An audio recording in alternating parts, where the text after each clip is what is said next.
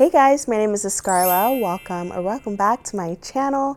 This is my crafty little corner of the universe where I like to document my making. Pretty much that revolves around knitting, spinning, crocheting, fiber arts related content. So if you're into that, please subscribe to the channel. Today, I thought we would sit down and get cozy together and talk about my top 5 knitting regrets. And if you're curious on what I'm working on, this is my Granny Ripple Afghan. The pattern is from Fiber Spider. I'll link it down below. I've had this sitting around for ages and I really want to get it done in the winter time.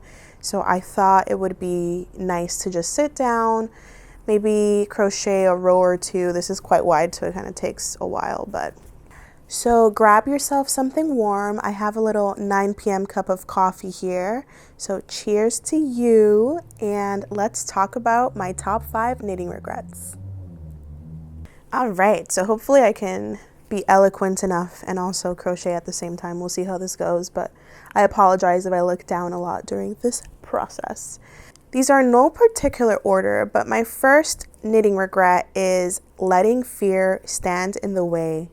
So I learned how to knit back when I was 15 years old. I was taught by my aunt. And at the time, there really wasn't a huge knitting community like there is today. There were a lot of books, but for the most part, I think Ravelry was at its very early stages. And there just wasn't as much visual video format representation of knitting. And I also wasn't really exposed to kind of exciting and modern patterns. So for the longest time, I just knit scarves. I was really afraid to do anything other than knitting and purling in a straight line.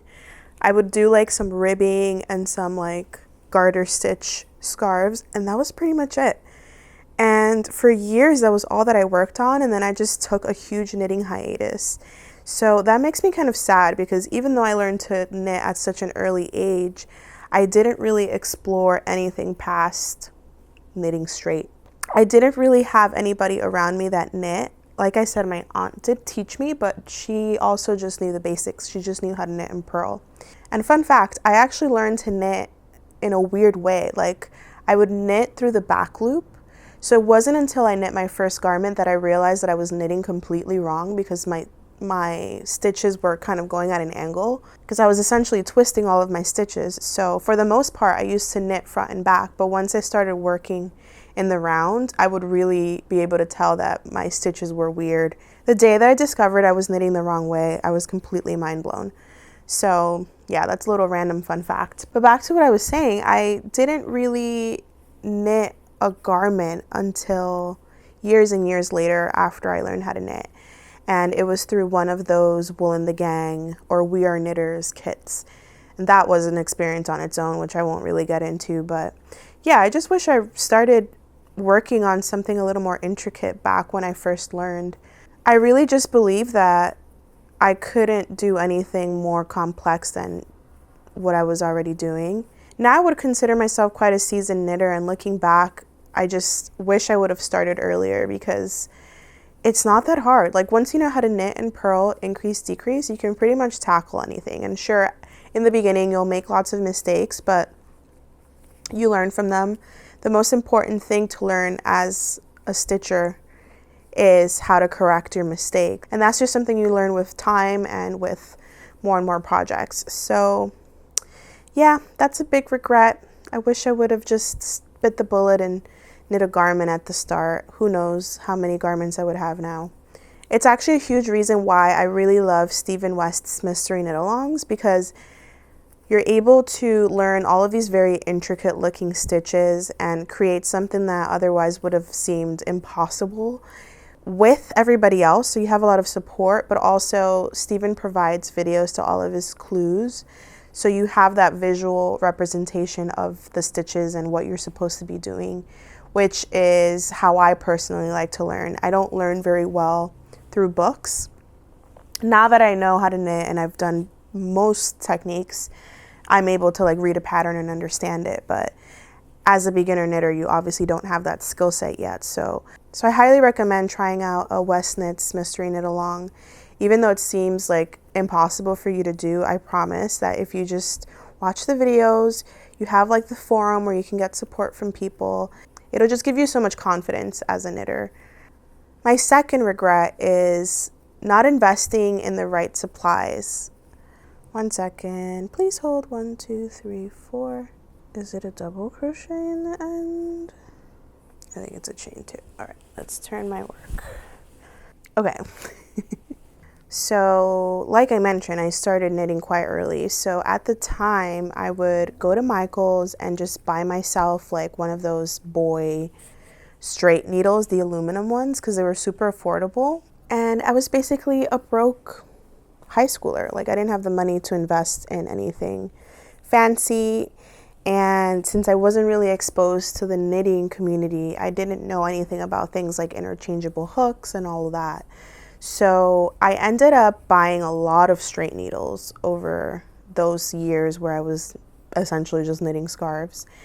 And when I first started knitting garments, I discovered the knitting world and I was influenced to buy the Like driftwood interchangeable needles. They were quite expensive. I think they were like around $100 for the set. And I don't like those needles. A lot of people gassed them up and talked a good game regarding those needles, and honestly, I don't like them. I actually broke one of the needles really easily. Basically, I was like trying to untwist it and the whole wooden piece came out. Luckily, they have pretty good customer service. I just reached out to them and they sent me a replacement, but it wasn't in the same color as my set. I had the indigo, or I have the indigo set. But yeah, I don't recommend those. I wish I just would have bought the Chiagu needles from the start. I hope I'm saying that right. Chiagu. I have I believe the 5-inch. I'll correct myself if I'm wrong, but I think they're the 5-inch full set. And they're quite expensive, but they are my absolute favorite needles. They are very, very smooth and easy to work with. I like the wooden needles for certain things, but for the most part, I just go with the Chiagus. They have a nice pointed tip, so I feel like it's easy to grab your stitches. They're aluminum, so your stitches just glide really quickly, and I'm able to work quicker because of them. The reason everybody talks these up is because of the red lace cable that doesn't kink, and it's just a game changer. Every other interchangeable set seems to have cables that kink. I'm sure at this point there's probably some other company that has the kinkless cords, but I just find that they are the best. So much so that I bought the other 2 sets. I bought a set for small circumference knitting like socks, and then I got the blue set, which is more for like sleeves and such. And I love them so much. I got lucky because I found them on eBay for a really, really good deal. I'm pretty sure whoever was selling it might have been like selling them slightly illegally. I don't know, because they were really cheap and I did not sleep on that. I jumped right at that opportunity to get those needles for cheap. So I wish I just invested in these nicer tools earlier on, because it would have saved me the money of buying all of these individual sets. So if you know for sure that you're gonna be knitting and that you're into it, I highly recommend just investing in one of these sets if you can afford it, because it really does change the game. It just makes knitting so pleasant, and it makes it so that you always have what you need available and you won't have like a million needles laying around. If you are just dabbling, I do want to remind everyone that the thrift store pretty much always has straight needles. I feel like a lot of people donate them because they upgrade to interchangeables and then they have all these extra needles that sit around, and yeah, you can find them super cheap at thrift stores. So don't sleep on that if you're, still debating whether you fully want to commit to knitting. You should totally come over to the dark side and get the Chiagus.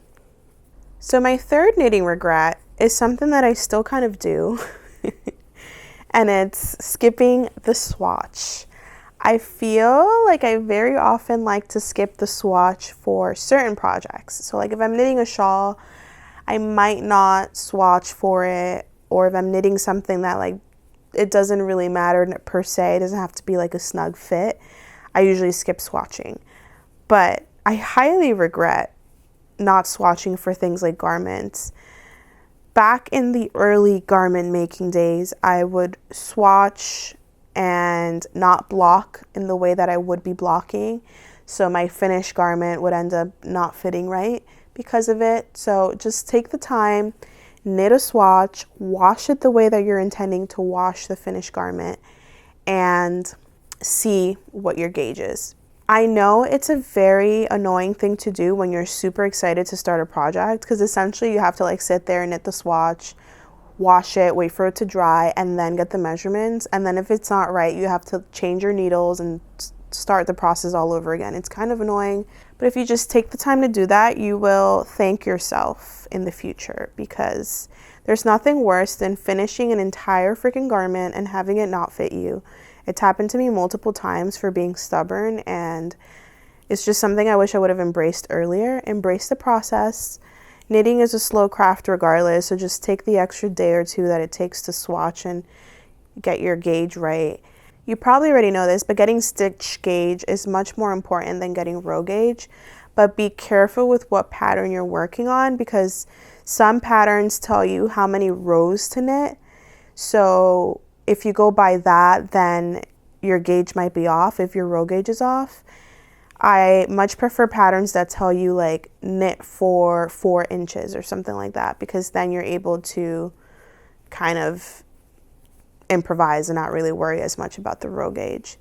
So embrace gauging. It's a part of the process. We should honor it, and just know that you're going to have a better fitting garment if you make sure to get gauge. And there's obviously situations where you don't meet gauge and you're able to kind of improvise. Like, for example, if I don't meet gauge, I'll just knit the size of the garment that would make me meet gauge, if that makes any sense. So like if my gauge is too tight, I'll just knit a size up because I don't really feel like switching needles. Or if I particularly like the way the fabric already looks, I might do that. Another thing you can do is switch your needles. So like I said, have the 2 sets. I have the like and the chiagus. So if I'm a little bit loose, I might switch to the wooden needles, which give you a bit of a tighter gauge. So you can play around and stuff to get gauge, but it's very important that you meet gauge. That's the whole point of gauge swatching, is knitting according to what the designer actually intended in order for it to fit you right. My 4th regret is impulse yarn shopping. I know we're all guilty of it. I certainly am. There was a point in time when I would buy a single skein of fingering weight yarn at every yarn shop that I went to in a new state. So I would have like a skein of yarn to remember my trips, which is sweet and all that. But then you end up with a bunch of single skein yarns that kind of don't match each other. And really all you can knit with them are either single skein projects or socks. And that kind of sucks. So I like the idea of having like a souvenir skein of yarn, but I would almost opt to buying 2 skeins of yarn, because then you're able to do a lot more with it. You're able to knit like a shawl or something and pair it off with something else in your stash. I guess that's not really an impulse yarn purchase, more of a purchasing regret. But there's been many a time that I've bought yarn just for the thrill of it, just to fulfill that like dopamine rush of a new purchase. And it's something I regret, because now I have an insane stash that I need to work through, and so many things that I don't really have projects in mind for. So I very much recommend just buying yarn with a project in mind, so that you don't end up with a stressful stash like I have. I think it's also worth reminding people that we live in a very consumeristic society. So a lot of times you get that impulse to shop because of sales, or maybe you see like another knitter working on a certain project with a yarn and you really like it and you want to buy it. or there's just certain companies that are really popular, and there's so many reasons. But friendly reminder that you can always go to the thrift store and see what they have, or look for wool sweaters at the thrift store that you can frog and turn into a different project, just because there's so much already in the waste stream. And it's just important for everybody to consider recycling and upcycling what already exists than always purchasing something new. And it's easier said than done, because it does take, extra steps than just clicking a button and buying. But I think it's important that we keep in mind our level of consumption and our eco footprint, if you will. Number 5 is overcommitting to knitting for others. So when you're a knitter, and you probably know this, and if you're not quite a knitter yet, you'll discover this on your own. But everyone around you wants you to make something for them. They think it takes 2 seconds to make, and for the most part, people aren't knit worthy. So save your time and your energy and just work on projects for people that actually are going to value them, because there's nothing worse than spending all of your time on something that someone isn't going to wear. It's happened to me several times where I've made someone something and they just don't wear it. And it's just really disappointing, because, that's hours of my life that are gone. I really am someone that likes to make gifts for people. I like hand making things, and I've just learned now to not really gift knit as much as I used to. Ooh, I ran out of yarn. Let us switcheroo. Is this the right color? Yes, okay. So yeah, I really regret all that time that I spent working on certain projects that people just never really wore.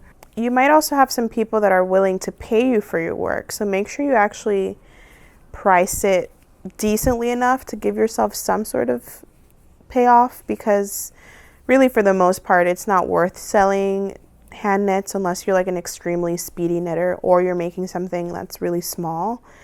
It just takes too long to make the thing that putting a price on it is difficult. It'll end up being very expensive. But yeah, it's not really worth it to sell your hand knits unless you're being generous and you don't mind paying yourself almost nothing. Most people aren't willing to pay like $300 for a hand knit sweater. So that is that. So here's a little bonus regret for you. I didn't want to make this like a top 6 video because that felt awkward. So this is a bonus one. And that is not keeping better project notes.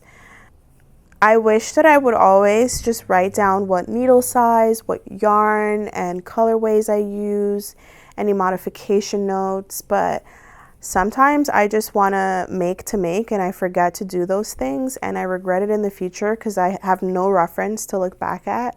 And once you work on several projects, you end up forgetting. Like, I always think that I'm going to remember all these things, and then I completely don't.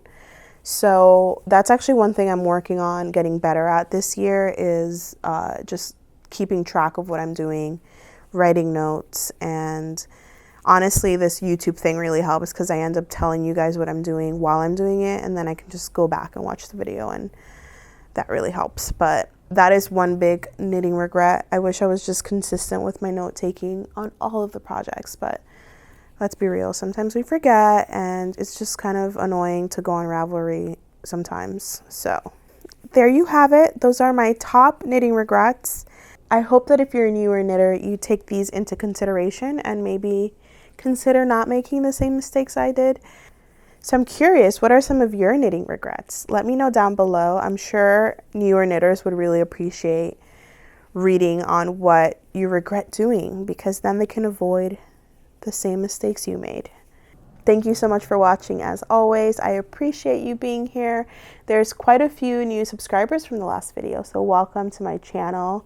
I don't often do these types of videos. I do a lot of vlogs and such, but every so often I like to just sit down and chat. It's a little bit easier, gives me a little bit of a break when it comes to editing and such, because vlogs are really fun to make and film and edit, but they just take a lot of time.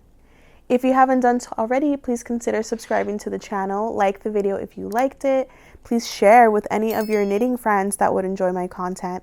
And you can also find me on Instagram at Starseed Creations for more of like a little peek into my life. I mostly post on my stories. And yeah, I hope you enjoyed the video. I'll see you next week with a new one. Take care of yourself. Bye.